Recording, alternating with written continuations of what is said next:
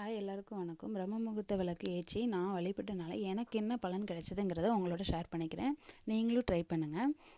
முடிஞ்சால் உங்களோட ஃபீட்பேக்கும் கொடுங்க எனக்காக.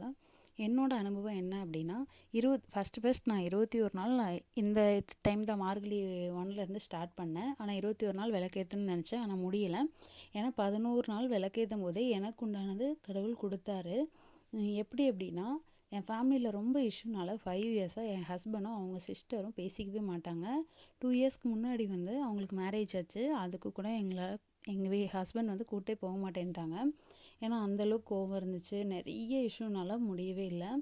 ஆனால் எப்படியாவது ஃபேமிலி ஒன்று சேரணும் அப்படின்னு சொல்லிட்டு நான் ரொம்ப ப்ரே பண்ணிகிட்டே இருந்தேன்.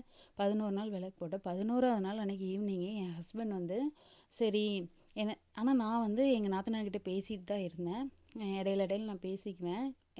என் ஹஸ்பண்டுக்கும் அது தெரியும். ஆனாலும் இவங்க போகவே மாட்டாங்க, என்னை கூப்பிட்டுட்டே போக மாட்டாங்க. அந்த மாதிரி இருந்துச்சு. ஆனால் அவங்களே இறங்கி 11ஆவது நாள் சரி வா அவள் போயிட்டு வரலாம், அவள் வேறு 6 மந்த்தாக கன்சீவாக இருக்காள்ல, சரி போய் பார்த்துட்டு வந்துடலாம் அப்படின்னாங்க. எனக்கு பயங்கர ஷாக். எவ்வளோ நாள் முயற்சி பண்ணி 5 இயர்ஸாக பேசாதவங்க இன்றைக்கி பேசிட்டாங்கன்னு சொல்லப்போனால் என் நாத்தனாருமே ரொம்ப ரொம்ப ஷாக் ஆனாங்க. அண்ணன் எப்படி என்னை பார்க்குறதுக்கு ஒத்துக்கிட்டேன், இவ்வளோ நாள் என் மேரேஜுக்கே வராதவன் இப்போ எப்படி என்னை பார்க்க ஒத்துக்கிட்டா அப்படின்னா, உண்மையாகவே சொல்கிறேன், கடவுளோட அருள் தான் எல்லாமே. ஏன்னா நான் இது வரைக்கும் பிரம்ம முகூர்த்த விளக்கு ட்ரை பண்ணதே இல்லை.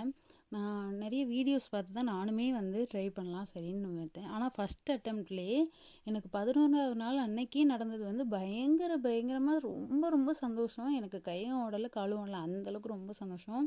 ஏன்னா 5 இயர்ஸாக இவங்கள பேச வைக்கணும் நானும் ரொம்ப ட்ரை பண்ணேன். ஆனால் அவங்க இறங்கி வர மாதிரியே இல்லை. என் ஹஸ்பண்ட் அவங்க வேணான்னு நினச்சா ரொம்ப முடிவில் ரொம்ப ஸ்ட்ராங்காக இருப்பாங்க. அது யார் கன்வின்ஸ் பண்ணாலும் கன்வின்ஸே ஆக மாட்டாங்க, அந்த மாதிரி ஒரு கேரக்டர்.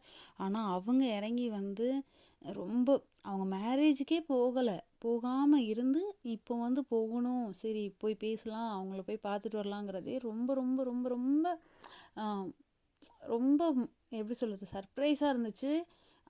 யாராலையும் நம்பவே முடியல. எங்களாலவே எங்கள் கண்ணா இது அப்படிங்கிற மாதிரி ஒரு அளவுக்கு ரொம்ப ரொம்ப சர்ப்ரைஸாக இருந்துச்சு. அதுதான் பிரம்ம முகூர்த்தோட மகிமைன்னு நான் நினைக்கிறேன். நீங்களும் ட்ரை பண்ணி நீங்களும் அதோட பலனை பெற்று நீங்களும் நல்லபடியாக நன்மைகளை பெறணும்.